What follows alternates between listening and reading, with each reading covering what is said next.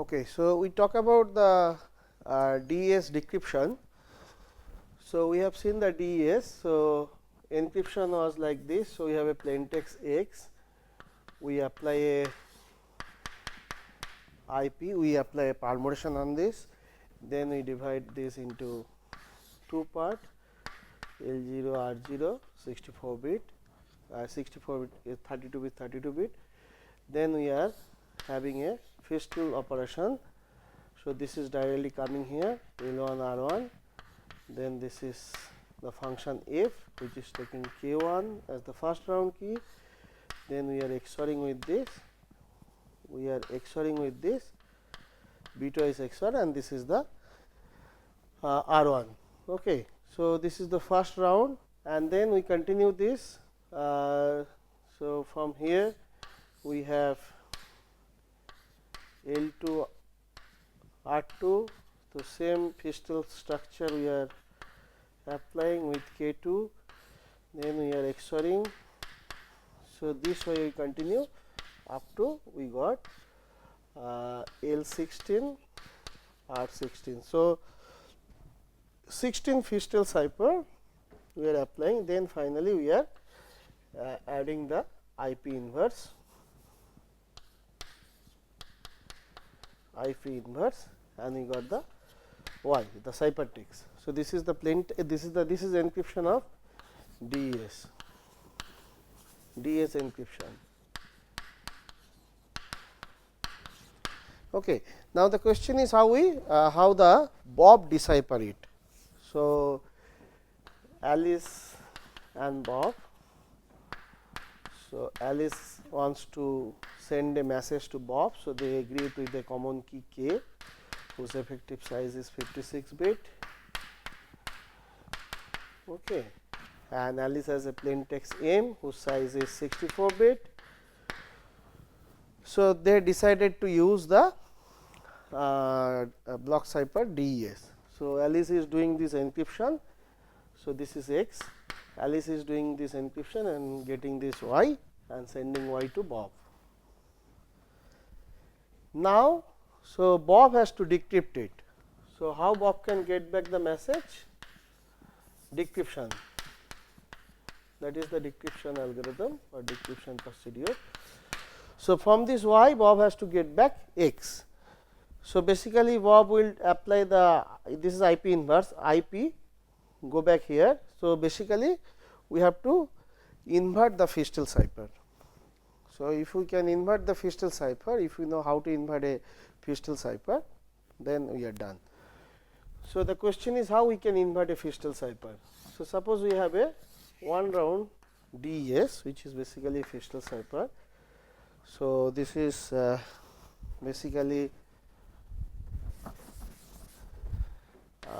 we have L0 R0 and the output. This is one round DES. So this is L1 R1 and this is basically F. This is K1 for the first round, and we have XORing, and this is R1. So basically L1 is basically R0 and R1 is basically F of R0 K1 XOR with L0. This is the encryption. Okay. Now we want to decrypt. We want to make it reverse. I mean, so for decryption, our input will be L1 R1. So this is our input L1 R1. Now we need to get the L0 R0. So this is the decryption process we want to mount. Okay, so how we can do that? So from this equation we can say R0 is basically L1. So L1 is basically R0. Now we need to get L0. So L0 is basically what? L0 is basically R1. If we XOR both sides with F of this quantity, then the XOR this and this XOR will cancel out. So basically we have R1 XOR with F of R0 K1. So, what is R0? R0 is nothing but L1. So, this is basically R1 XOR with F of L1 K1, that is it. So, that is R1. So, we just apply F on this with the value K1, the round key, and then we XOR with this with R1, bitwise XOR, and this is our L0. So, we got both L0 and R0 from L1 and R1. So, this is the one round decryption method of Feastel cipher. And the beauty of this cipher is we are not inverting this F, we are applying same F, because sometimes inverts may not be possible, because we in the F function we have S box, we have some permutation. So, that S box is also from 6 bit to 4 bit, if you remember DSS box, that is a 6 bit to 4 bit. So, that is also difficult to invert. This is one of the S box in. So, if we had to invert F, if we had to find out F inverse, then it may not be always possible, it may not be injective itself also. So, in that case inverse may not exist, then we have a difficulty, but the beauty of this structure is, beauty of this Feastel structure is, we really do not need to invert F to get the decryption process. So, we just apply F again and we get the cipher, we get the plain text. So, this is the inversion of the Feastel cipher. So, basically for DS we will apply this inversion process, and for that we need to have same keys, this K1, K2, K16. So, the Bob has to generate the key seedling algorithm and get the round keys, and Bob will do the same process to invert this Feastel cipher, and finally, Bob will reach here. After reaching here, Bob will apply the IP inverse to get the plaintext X. Okay. So, this is the DS decryption. Now, the question is, we want to analyze this block cipher DS in the security point of view, how secure this DS is, whether we should I mean what type of attacks can we think on DS. So, that is called cryptanalysis on DS. Cryptanalysis on DS, or that is, or attacks on DS, something like that. Okay. So, there are some issues with the DS. The first issue is it is not well documented, in the sense that the S box, main problem is with the. So, this is the problems with DS, S box. So, they have given the just the table, a table, and a 4 by 16 table, 4 cross 16 table, 1 2 3 0 1 2 3 like that 15. So, they have given, say this is S1. So, there are 8 such S box. So, they have just given S box in a table and we need to do the table lookup, but how these values are coming, there is no proper explanation for that. So, that is one of the drawback of this, and another issue is with the key size.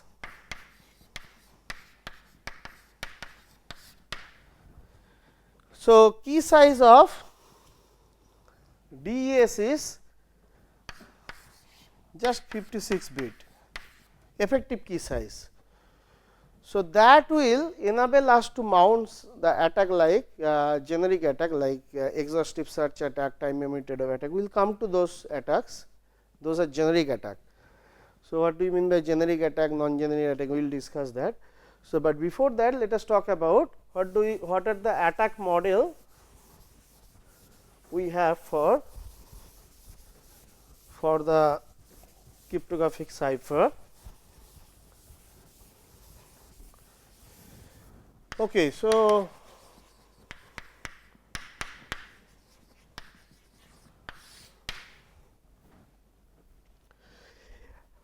before that, so we want to so what are the attack model we can think of a cipher? So, first one is known ciphertext attack.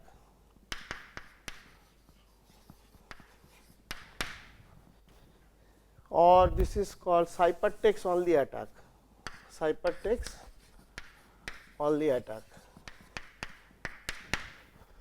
So, the point is Alice and Bob, they are communicating with each other and the ciphertexts are placed into the public channel, and the Oscar, the bad guy, I mean the attacker, you should not say bad guy, attacker is sitting here and Oscar has full control on this channel. So, Oscar is hearing all the ciphertext, Oscar is getting all the ciphertext.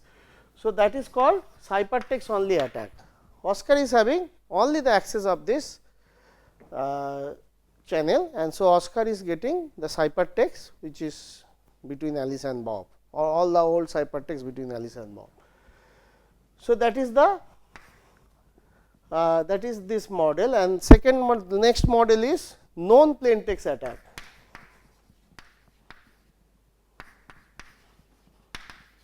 Known plaintext attack.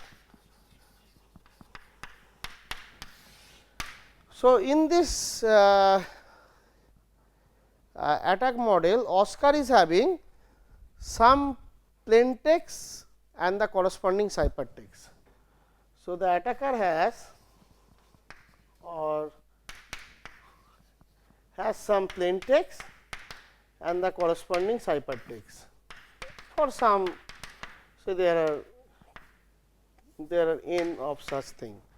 So, attacker has some plaintext, maybe some old plaintext and the corresponding ciphertext, which Alice and Bob are not currently using that plaintext, but it was used long time back. So, there is no much importance on that.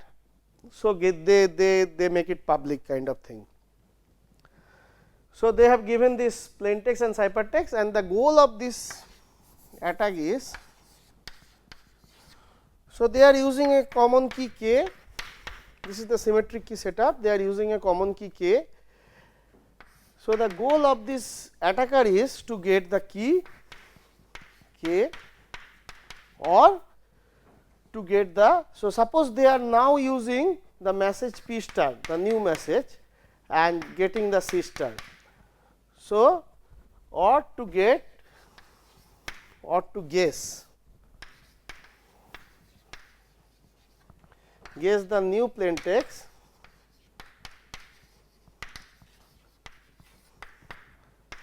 P star from C star. This is the current plain message they are communicating. Current message is P star and the corresponding ciphertext is C star. So, C star Alice is sending to Bob over the public channel. Now, Oscar is hearing C star and Oscar is having some old messages, some PICI, some old message and corresponding ciphertext, plaintext corresponding ciphertext.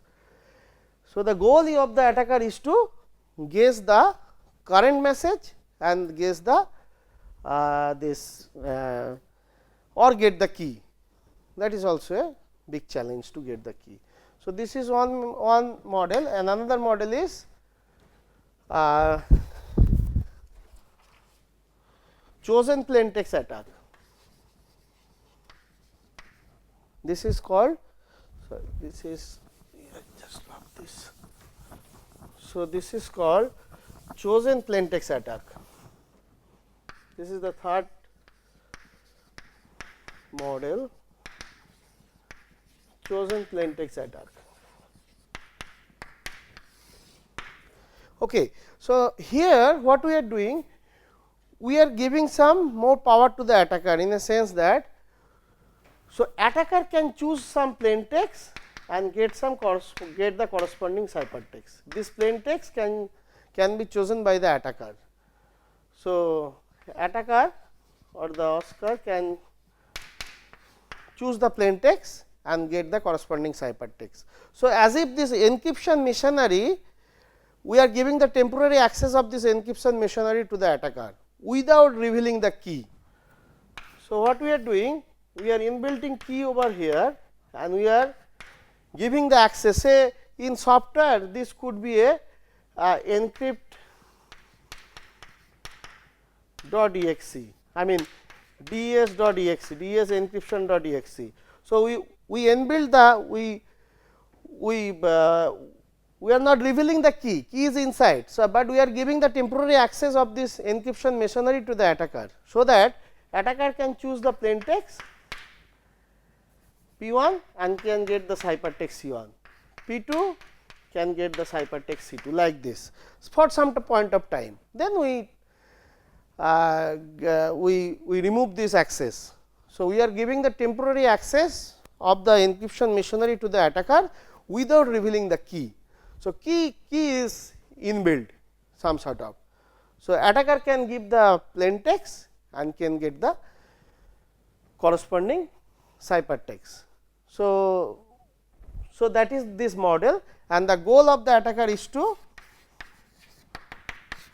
get the key, that is the and or the P star, to guess the P star, which is the current plain text between Alice and Bob, P star from C star. Okay.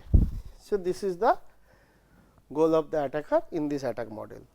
Okay. Now, next one is chosen ciphertext attack. So, this is chosen ciphertext attack.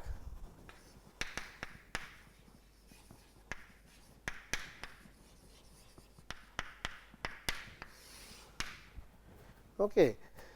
So, in chosen ciphertext attack, we are giving the temporary access of the decryption machinery to the attacker.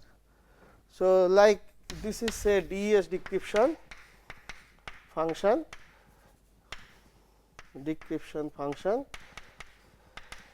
So, key is inbuilt, key we are not revealing to the attacker. So, we are giving the temporary access to this machine to the attacker. So, temporary access to this decryption machinery to the attacker, so that attacker can choose a ciphertext C1 and get the corresponding plain text. Attacker can choose another ciphertext P2, like this. So, attacker can generate this CI PI pair. So, this is chosen by the attacker, this ciphertext, and then we remove this access from this attacker. So, we are giving the temporary access to this decryption machinery to the attacker, and we have removed that access, and then after that the goal of the attacker is to obviously to get the key or guess the key, and to get the to know what is currently going on between Alice and Bob. So, what is the new message or the plain text from the ciphertext sister. So, this is the chosen ciphertext attack. Okay. So, now we will talk about the exhaustive search attack on DES. So, we talk about exhaustive search attack on DES.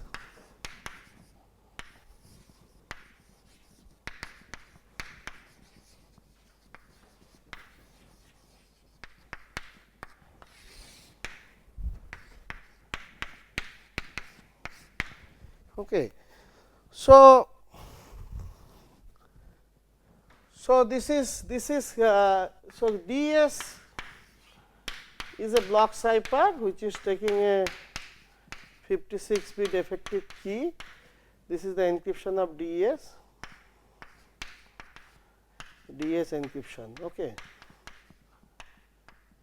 So, Alice encrypt using this and Alice send this. This is P and this is C. Alice send it to Bob.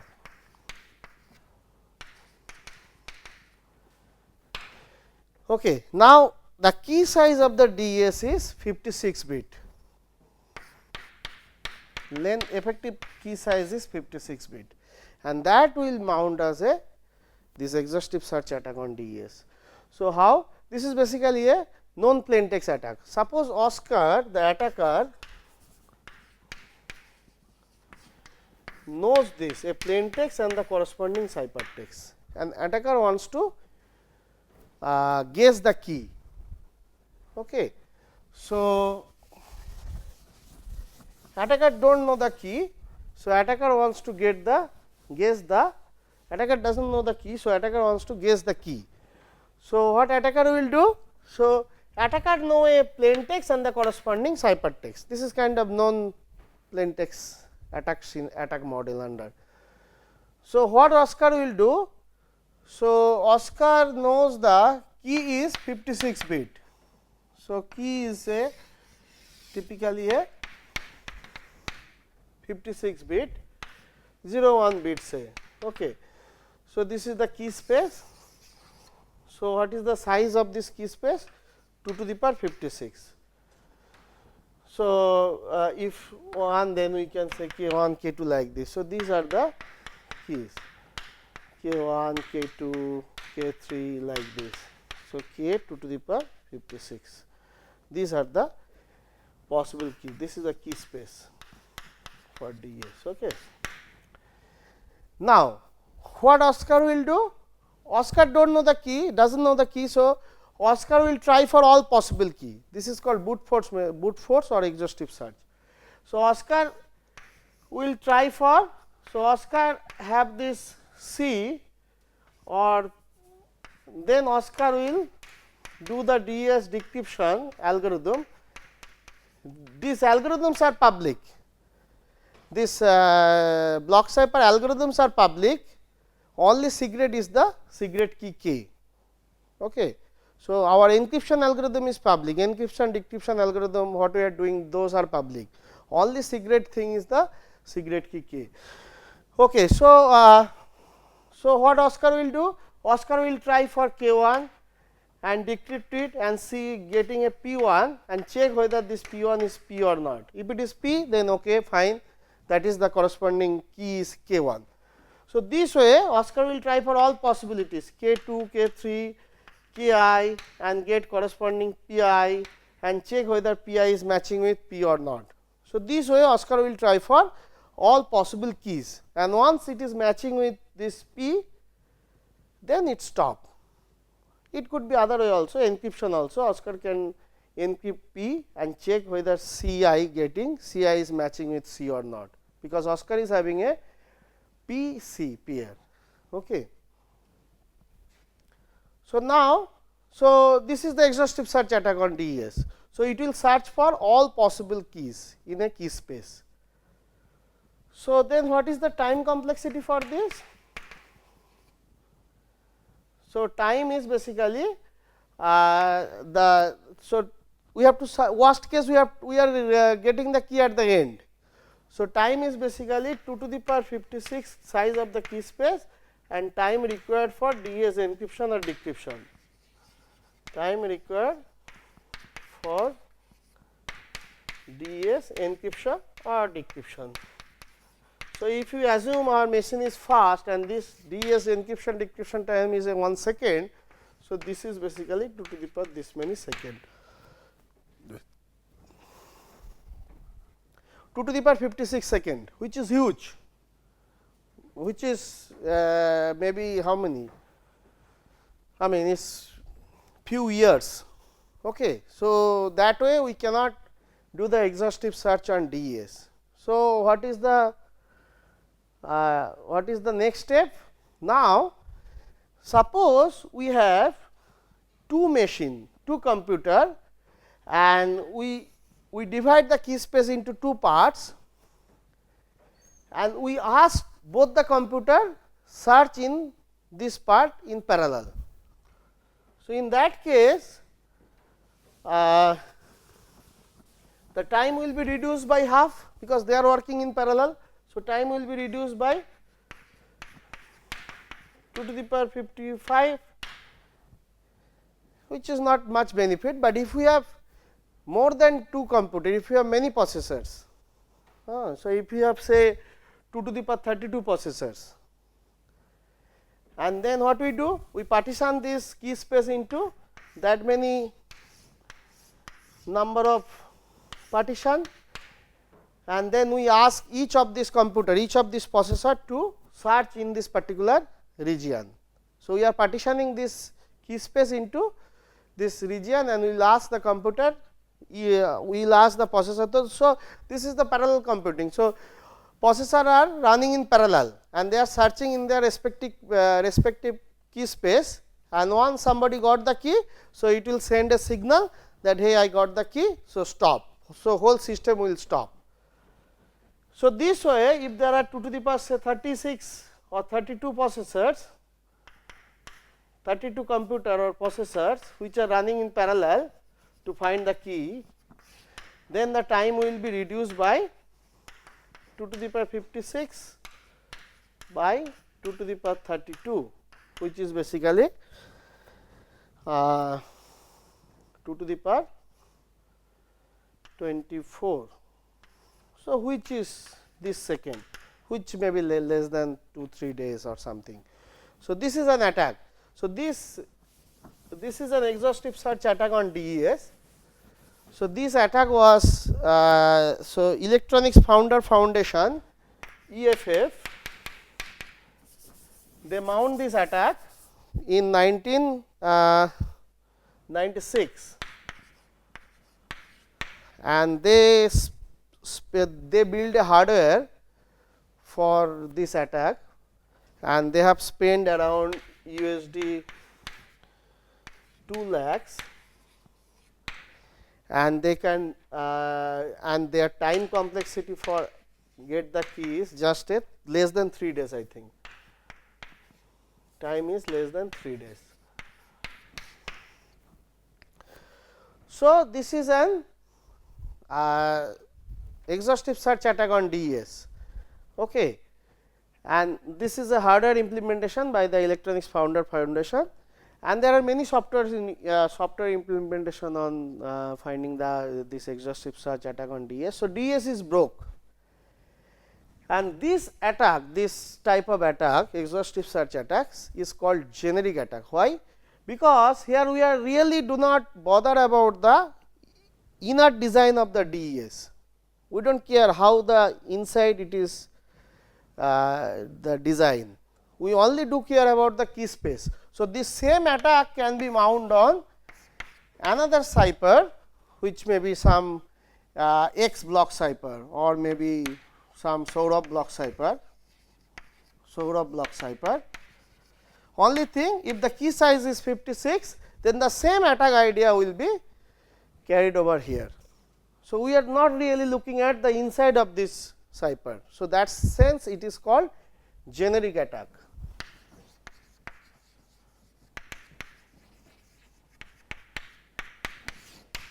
Okay. And there are some non-generic attack on DES. So, those are basically those ones. In those attack we want to see the is there any relationship between the plain text and the ciphertext, linear attack, is there any differential between the plain text and the ciphertext, or some after some round. So, those are differential attack. So, those are basically non-generic attack.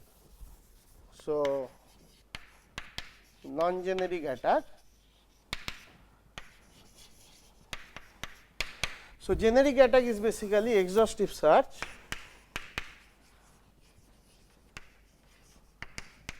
or the time memory trade-off attack. We will discuss the time memory trade-off attack later on.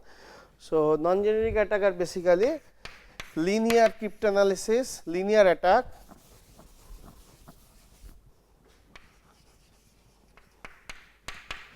then the differential attack,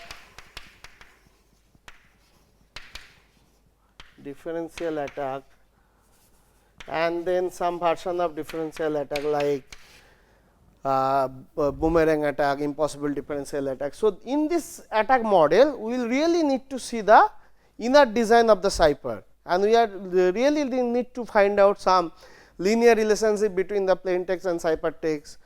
So, that way these are non-generic attack. So, these are cipher specific. So, there are some, so there are very well non-generic attack available for DES. So, DES is attacked by the linear attack, DES is attacked by the differential attack, and there are other non-generic attack which are present in DES. So, DES is broke in the sense of generic and also in the sense of non-generic. So, we will look at the some alternative of the DES. We will talk about triple DES in the next lecture. Thank you.